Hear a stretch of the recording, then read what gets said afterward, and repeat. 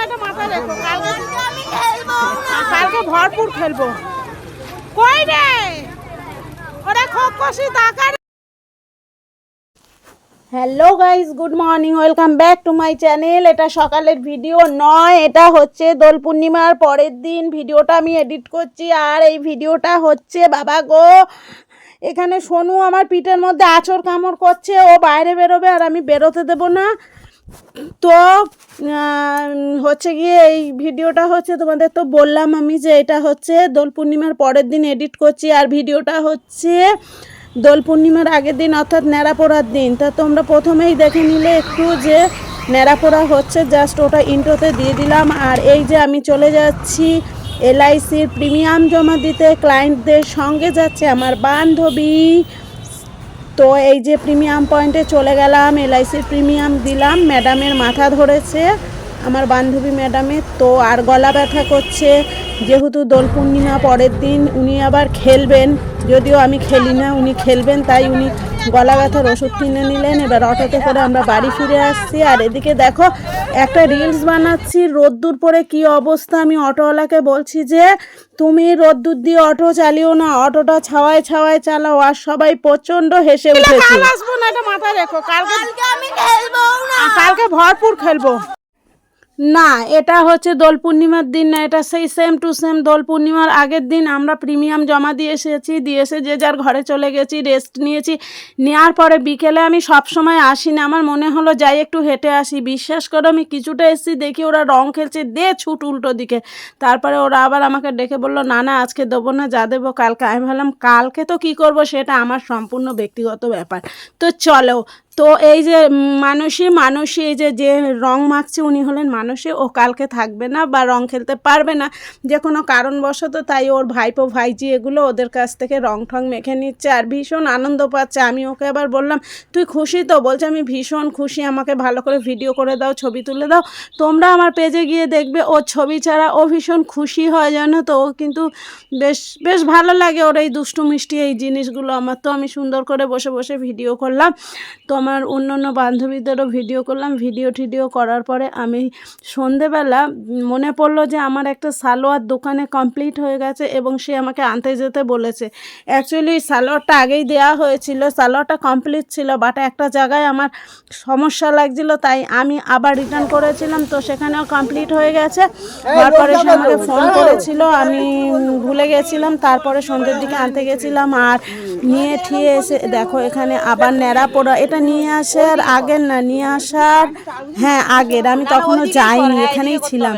তো ন্যাড়াপোড়ার জন্য আয়োজন করছে, বাঁশ ঠাস বেশ ভালো করে নিয়ে পুঁতছে। তো গাছের পাতা ফাতা সব কিছু নিয়ে এসছে। ইনি হলেন আমাদের মলিনা, উনি হেল্প করছে আর আমি বসে বসে ভিডিও করছি। এই দেখো লক্ষ্মী দাঁড়িয়ে রয়েছে, মানে ডিরেকশন দিচ্ছে কোথায় দিলে কি হবে। তো এই যে ন্যাড়াপোড়ার বাঁশ, জানি না কাকে বাঁশ দিয়ে বাঁশ নিল, আমি বুঝতে পারলাম না ব্যাপারটা, এই বাঁশগুলো কোথ দিয়ে পেলো। যাকে এই ভিডিওটা দেখলে বলবে কি বলছে, তো তার জন্য আমার কাছে আনসারও আছে, বাদ দাও। জাস্ট তোমাদের সঙ্গে একটু কি বলবো, ওই যে কি একটা বলে না, খিল্লি করে নিলাম।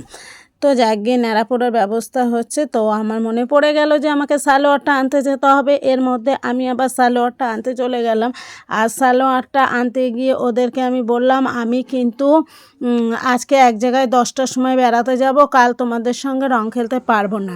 এদিকে লক্ষ্মী আমাকে ফোনে বলল কালকে বেড়াতে যাবে তো কি হয়েছে, তুমি বাড়ি আসবে না, তোমাকে ভূত সাজাবো, নর্দমায় চুবাবো। আর এই দেখো আমি সালোয়ারটা নিয়ে বাড়ি ফিরে আসছি। এখানেও আয়োজন করা হচ্ছে, এটা হচ্ছে আমাদের সপ্তর্ষি ক্লাব। তো লক্ষ্মী আমাকে বলেছিল যে তুমি সালোয়ারটা দেখিয়ে যাবে। তো সালোয়ারটা নিয়ে আবার এখানে, মানে আমি এখান দিয়েই যাতায়াত করি, তো যাতায়াতে এটাই হয়, উল্টো দিক দিয়েও যাওয়া যায়, ওটাই বরং সোজা, এটা আমার উল্টো। তাও ওদের একটু মুখ দর্শন করার জন্য আসি, বুঝতেই তো পারছো বান্ধবীরা। তো এই যে এলাম, এসে ওদেরকে সালোয়ারটা দেখাচ্ছি। আরও সালোয়ারটা দেখে বলছে কি আমাকে যে সালোয়ারটা তো ভালোই হয়েছে, বাট একটা কথা বলবো। আমি বলছি বলো। ও বলছে কি সালোয়ারটা হচ্ছে তুমি তুমি কি এত রোগা কেন? আমি বললাম আমি যে মোটা আছি এতে এনাফ ইস এনাফ, আরও যদি মোটা হয়, তোমরা যে এত মোটা বলো তোমাদের কেমন সমস্যা হচ্ছে। তো এই নিয়ে আমরা অনেক হাসাহাসি করলাম। আর কানার কাণ্ড দেখো, এটা হচ্ছে সালোয়ারের ছেঁড়া যে কাপড়গুলো বেরিয়েছে, কানা আমাকে বলছে এটা অন্যায়। এই নিয়েও অনেকক্ষণ হাসাহাসি করলাম, কানা ঠানা বলে অনেক হাসাহাসি করার পরে বেশ ভালোই লাগলো। ওখান দিয়ে আস্তে আস্তে আমি এই যে আমার আবার এই সময় কী হয়েছিল জানো, আমার নেট শেষ হয়ে গেছিলো, তো ওর 5G ফোন, ওর থেকে নেট নিচ্ছিলাম। আর আমার ইচ্ছা ছিল যে ন্যাড়াপোড়াটা যদি হয় ন্যাড়াপোড়াটার ভিডিও করেই যাব, কিন্তু ওরা মানে ন্যাড়াপোড়া করা যারা জ্বালাবে ওটা তাদেরই ঠিকঠাক ছিল না, কে কোথায় আছে একে ওকে ফোন করতে করতে আফটার অল আমি দেখলাম আমার ছেলেই অফিস থেকে বাড়ি ফিরছে। তোমার দাদাভাই তো বাড়িতেই ছিল, আমার ছেলে অফিস থেকে বাড়ি ফিরছে, আর তোমার কিছু করার নেই। তো আমি বাড়ি চলে যাব বলে ওদেরকে বললাম। আর এই যে ন্যাড়াপোড়ার ভিডিও, এটা কিন্তু আমি দাঁড়িয়ে থেকে ভিডিও করিনি, ওরা ভিডিও করেছে, সেই ভিডিও থেকে আমি নিয়ে আবার আমি ভিডিও পোস্ট করেছি। তো তোমরা বলবে আমাকে কমেন্টসে ন্যাড়াপোড়াটা কেমন লাগছে। বিশ্বাস করো অনেক বছর পরে আমি মানে তাও আমি সামনে দাঁড়িয়ে দেখতে পারিনি, কিন্তু তৈরি হওয়াটা তো আমি সামনে দাঁড়িয়ে দেখেছি, তাই আমার মনে হচ্ছে এটা সত্যিই রিয়েল, কোনো জায়গা দিয়ে ছবি আমি বা ভিডিও দেখছি না। তো আমার তো ভীষণ ভালো লাগছে, ছোটোবেলার অনেক কিছু মনে পড়ছে। ছোটোবেলা যদিও এইসব আনন্দ উপভোগ করা সেভাবে আমার কপাল হয়নি, আমাদের এখানে সেভাবে এত কিছু হতো না। তো তাও দুই একটা তো অবশ্যই হতো, কিছু 2-4 বছর তো দেখেছি, তারপর থেকে আর ছোটোবেলার এত আনন্দ এত কিছু আর দেখা হয়নি।